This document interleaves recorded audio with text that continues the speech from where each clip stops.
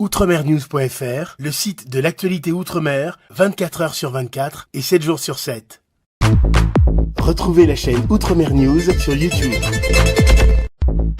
Guadeloupe, actualité. L'ensemble du système électrique en Guadeloupe, ce qu'on appelle en termes électriques un blackout. Donc, nous sommes actuellement en situation de blackout. Donc, c'est une situation extrêmement grave. Vous imaginez, tout le monde est privé d'électricité. Elle est extrêmement grave parce que sont notamment privés d'électricité l'ensemble des services hospitaliers, des services de secours, des forces de sécurité. Voilà. Donc la première réaction du préfet, ça a bien évidemment été d'assurer dans ce contexte la sécurité de la population. Donc dès que nous avons eu cette information, j'ai activé le centre opérationnel départemental de façon à réunir autour de moi l'ensemble des services de l'État, mais également l'ensemble des autres services qui concourent au service public. Par exemple, les opérateurs de téléphonie, évidemment EDF, et bien sûr, parmi les services publics, les pompiers, l'agence régionale de santé, les forces de police et les forces de gendarmerie. Notre première préoccupation à l'heure où je vous parle, c'est d'assurer la sécurité de nos concitoyens.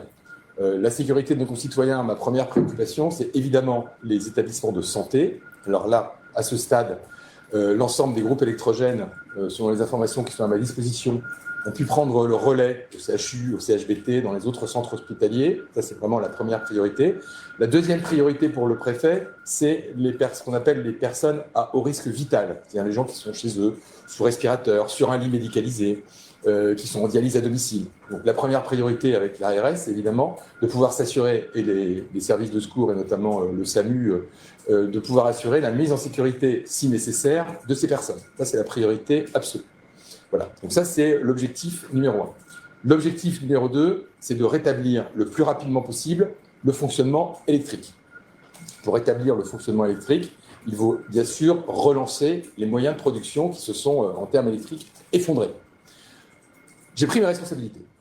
J'ai pris mes responsabilités en prenant un arrêté de réquisition vis-à-vis des personnels, des salariés nécessaires et suffisants pour relancer et pour faire fonctionner le site de PUI. Voilà. Donc c'est un acte rare, c'est un acte grave de la part du préfet, c'est un acte privatif de liberté, puisque le préfet requiert à des personnes de se rendre sur leur lieu de travail et d'agir conformément aux instructions qui leur sont données par leur employeur. Cet arrêté a été pris tout de suite après l'événement que je viens de vous relater.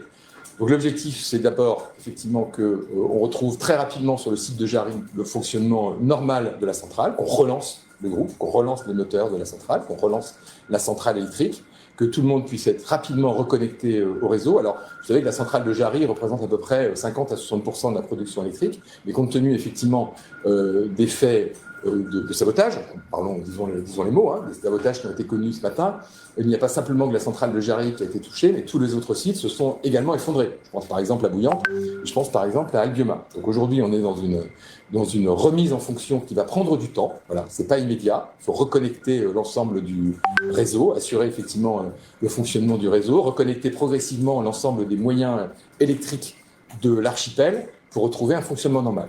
L'objectif que j'espère qu'il sera atteint, c'est que dans l'après-midi, nous puissions non pas retrouver un fonctionnement normal, mais retrouver un premier couplage, une première remise en production de nos moyens électriques pour assurer encore une fois, c'est mon objectif, la fourniture d'électricité aux services de secours, aux services publics de première nécessité. On a évidemment les établissements hospitaliers, on a le CHU, on a le SAMU, on a les pompiers, on a aussi le port, on a aussi l'aéroport, etc. Donc il faut le plus vite possible que l'on reprenne un fonctionnement normal, et on y travaille tous activement, donc sous mon autorité. Redire que ce qui s'est passé ce matin, et je l'ai redit en introduction, est extrêmement grave. Voilà. Je ne comprends pas une telle attitude et de tels agissements qui mettent en danger grave la population, et notamment au sein de la population, ceux de nos concitoyens qui sont les plus fragiles. Voilà. Donc mon sujet, c'est aujourd'hui d'abord de faire en sorte que, au sein de la centrale EDF, les moyens soient pris pour retrouver très rapidement un fonctionnement normal de cette centrale électrique.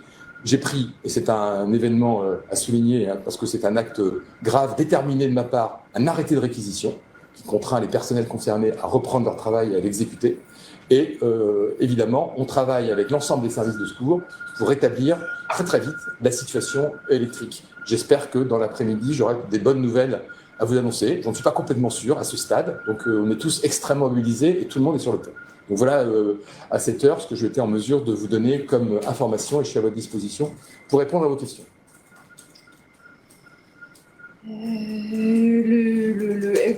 Que dit EDF, les grévistes demandent la venue du directeur général d'EDF et de PEI. Les négociations sont tenues sous l'égide de l'ADEME, donc de l'État. C'est quoi l'état de EDF en ce moment? Qu'est-ce que vous leur dites? Alors, je vais être très clair avec vous. À l'heure où je vous parle, ce n'est plus mon sujet de préoccupation. Voilà. Mon sujet de préoccupation, c'est d'assurer la sécurité de mes concitoyens, de nos concitoyens en Guadeloupe, d'assurer le fonctionnement des services prioritaires, hospitaliers, de santé, de secours, pour effectivement qu'on évite un drame aujourd'hui, parce que quand on est privé d'électricité, évidemment, les conséquences peuvent être, vous vous en doutez les uns et les autres, extrêmement graves. Voilà. Vous l'avez rappelé, effectivement, des médiations ont été conduites sous l'égide de l'État depuis à peu près un mois. Voilà. Je regrette que ces médiations n'aient pas pu aboutir. L'État n'était dans cette affaire que le médiateur. Ouais. Aujourd'hui, l'action qui a été conduite par les grévistes met fin de facto à tout dialogue social au sein d'EDF. Je ne vais pas me mêler du dialogue social, je ne suis pas en charge du dialogue social au sein d'EDF. Je constate simplement que la gravité de ce qui s'est passé ce matin remet en question le dialogue social aujourd'hui au sein de l'entreprise EDF PEI.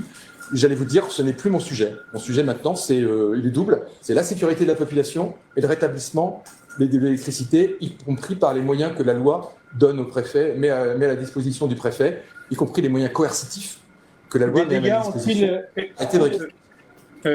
Christophe Langlois de RCI, est-ce que les dégâts ont été enregistrés du côté de la centrale de Jarry ou sur un autre site?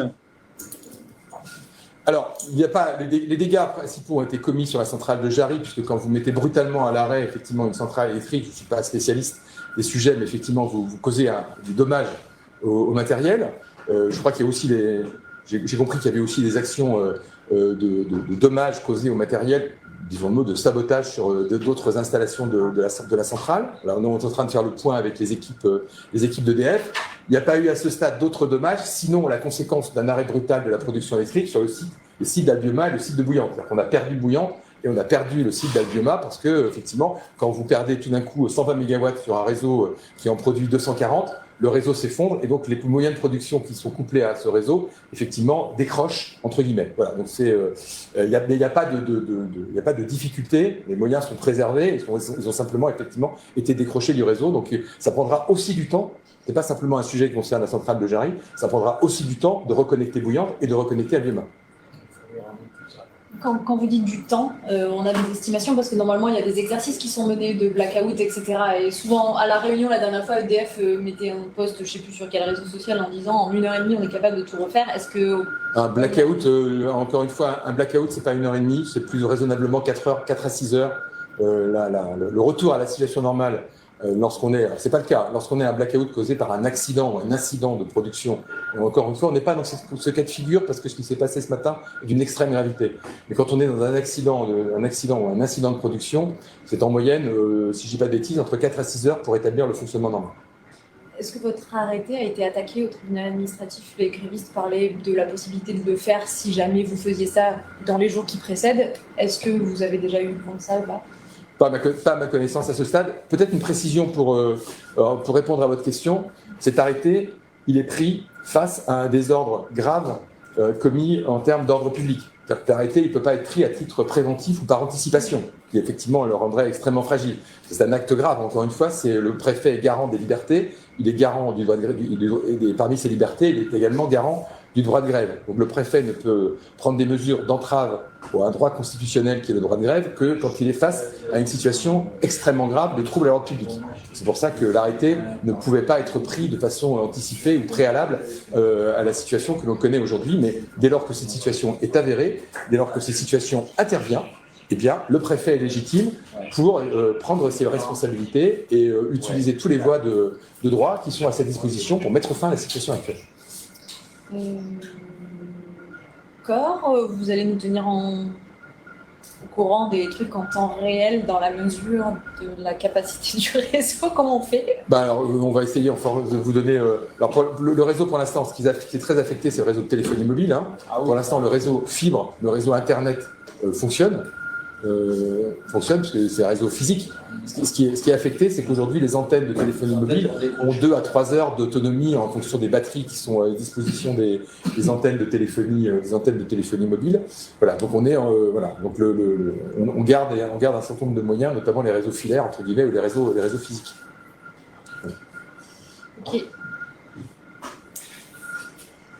Voilà, mesdames et messieurs, je vais vous dire à cette heure.